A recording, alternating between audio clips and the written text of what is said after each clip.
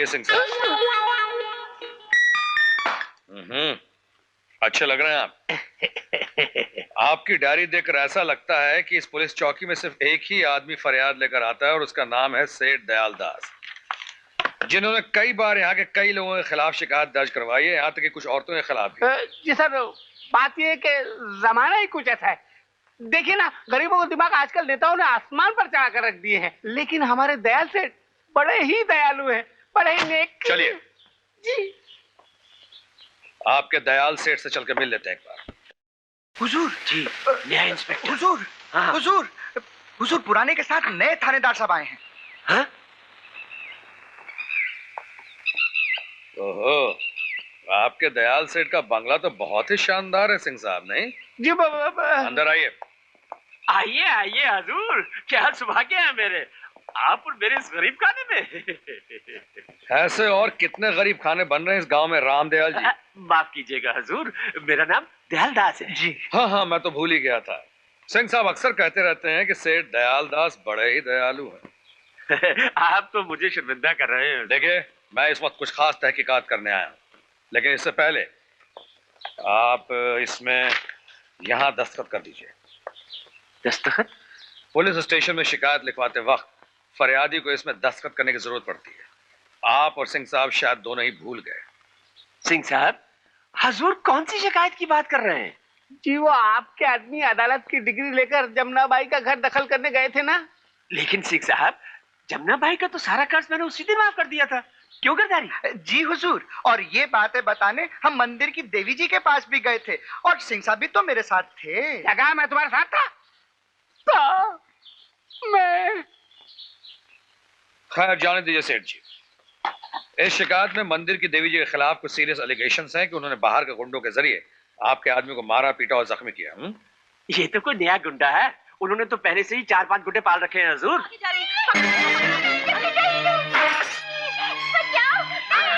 ये क्या हो रहा है?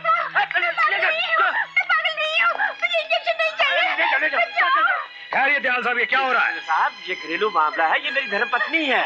हाँ, जाओ ले जाओ। बेचारी पागल है। इनकी ये हालत कब से हुई?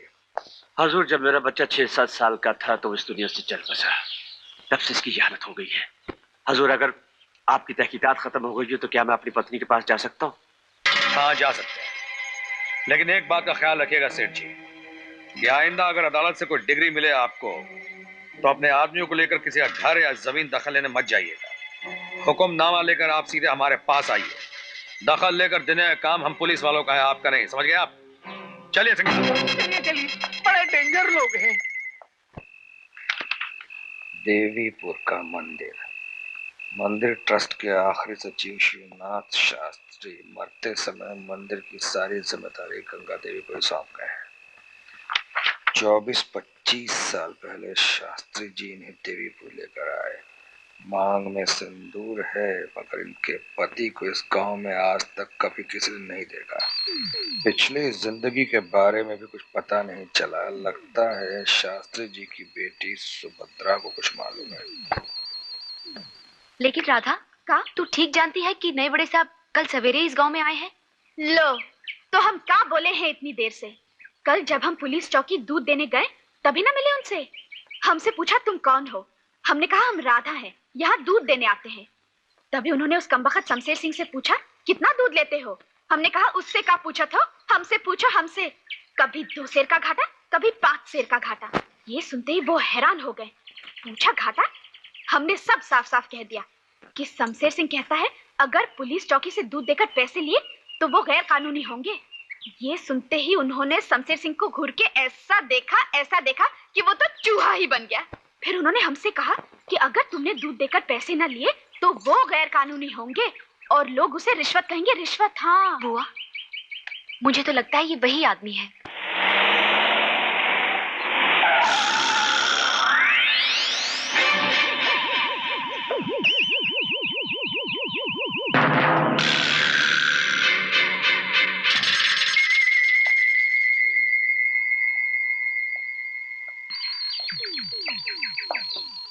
तो तुम हो इस गांव में नए मेहमान?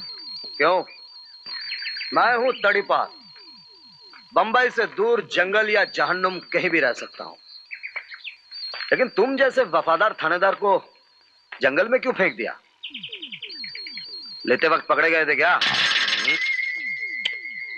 इस जंगल में तुमसे भी ज्यादा खूंखार जानवर पहले से मौजूद हैं, उन्हीं की तलाश में आया हूं, और फिर तुम भी यहां मिल गए। राम राम बड़ा साहब।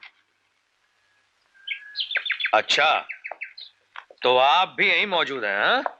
मंदिर का दूध भी तो हम ही लाते हैं ना। यहाँ कोई घाटा वाटा तो नहीं है ना? राम कसम, झूठ बोले तो जबान सड़ जाए हमने। यहाँ बिल्कुल टेम टेम पर पैसा मिलता है। छोकरी देखा था चिपक गया। Shut up! अरे तू शट अप! क्या बोला रे साला हरामी? तेरा पुलिस चौकी नहीं है, देख हाथ गोपी! नहीं लगाना। ये क्या बदतमीजी है?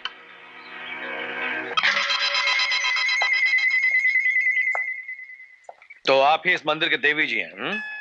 मंदिर की देवी तो राधिका जी हैं, मैं तो सेविका हूँ। चंद सवालों का जवाब चाहिए मुझे। आइए।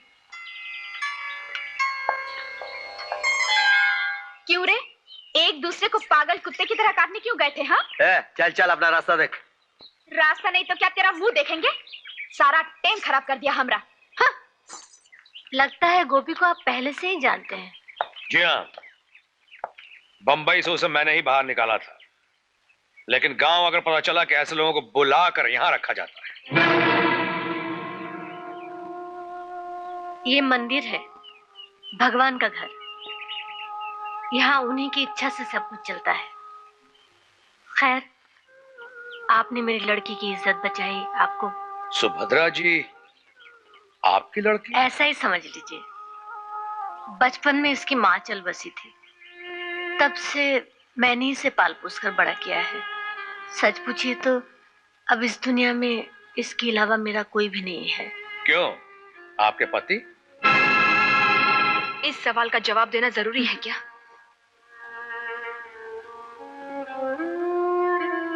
24-25 साल में ये सवाल मुझसे किसी ने नहीं पूछा, इसलिए जवाब देने की जरूरत नहीं पड़ी। मेरे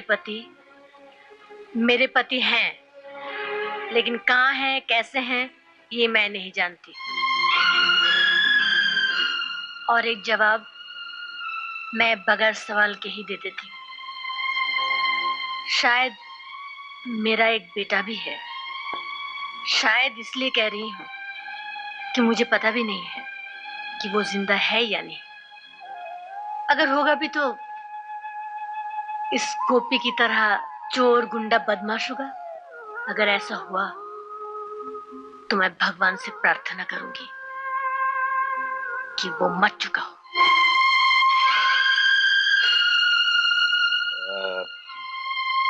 अच्छा, मेरा ख्याल है कि मैं किसी और दिन।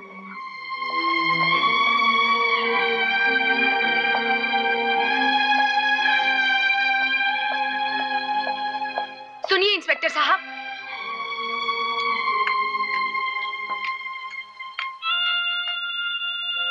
आपके एक गलत सवाल ने बुआ जी के दिल में दबे हुए कितने बड़े दर्द को फिर से जगा दिया, ये आप नहीं जानते। आइंदा अगर आपको किसी सवाल का जवाब चाहिए तो मुझसे पूछिएगा। देखिए, बात यह है कि मुझे एक बड़ी भारी जिम्मेदारी देकर इस गांव में भेजा गया है। मुझे एक खास आदमी की तलाश है जिसे आप भी जानती हैं। जी, मैं? जी हाँ, आप।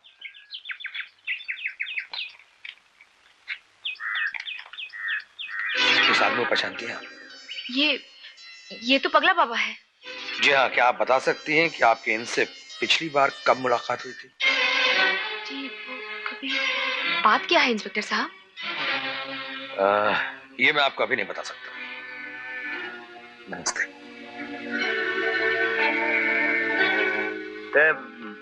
वो फोटो मैं देख सकता हूँ? Shut up! ये पुलिस का राज है। हर गैर गुंडे बदमाश को नहीं दिखाया जा सकता। अरे जा अपने राज को लेकर अचार डाल, साला खड़ू कहेगा। अरे, गाली क्यों देते हो? वो तो पगला बाबा की तस्वीर है। इसीलिए तो देखना चाहता था। उस रात नारियल बाग में जो कुछ भी देखा था, कहीं उसमें वही आदमी तो नहीं था? क्या? तो तुमने इंस्पेक्टर साहब को बताया क्यों नहीं? क्यों बताऊं? मरे साला, ढूंढता फिरे जंगल जंगल।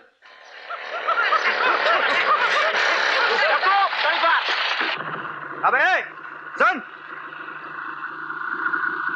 अबे साला, हैं?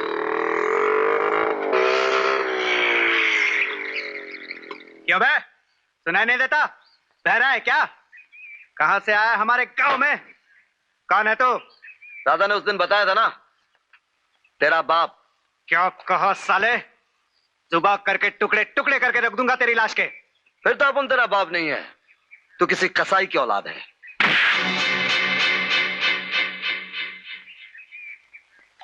जाओ भाई, अपने रास्ते पे जाओ।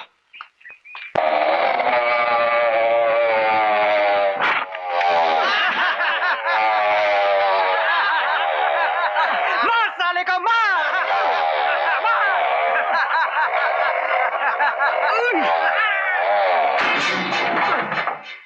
तुमने मुझे बहन कहा है ना, ये समझ लेना, तुम्हें अपने बहन की कसम।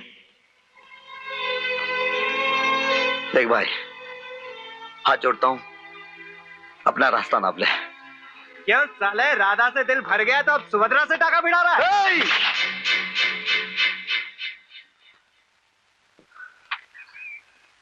जिस बहन की कसम ने मुझे अब तक खामोश रखा था, उसी बहन की कसम, तुम में से एक भी जिंदा नहीं लौटेगा।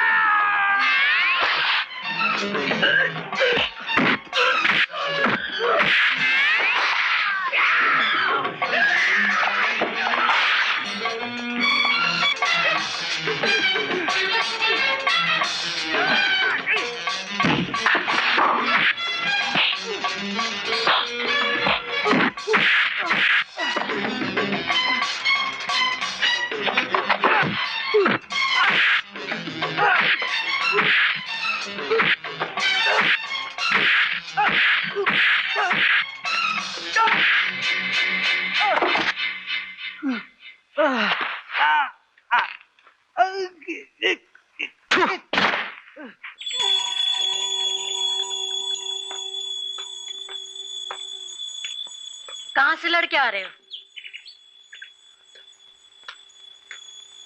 तुम जैसे पापी को ऐसे सजा से कुछ नहीं होने वाला। जेल जाकर चक्की पीसोगे तब जाके सुधरोगे।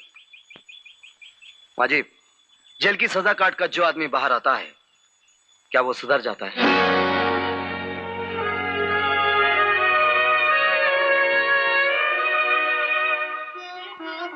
बहन जी, मैंने कोई गलत नहीं, लेकिन मेरी कसम का भी मोल नहीं है तुम्हारे लिए। तुम्हारी कसम का ही तो मोल चुका है मैंने। दुनिया में कौन सा ऐसा दरिंदा भाई है जो अपनी बहन के बारे में ऐसी गिरी हुई बात बर्दाश्त कर ले? गोपी भैया। अरे चाची, कैसी हो? ये मैं कहकर क्या कहने वाले थे कि तुम एक तड़ीपार कैदी हो, और ये सुनकर चाची तुम्हें गले लगा लेती। देखो, वो दयाल सेठ की बीवी होते हुए भी बहुत नेक औरत है, उन्हें ये सब चीजें पसंद नहीं।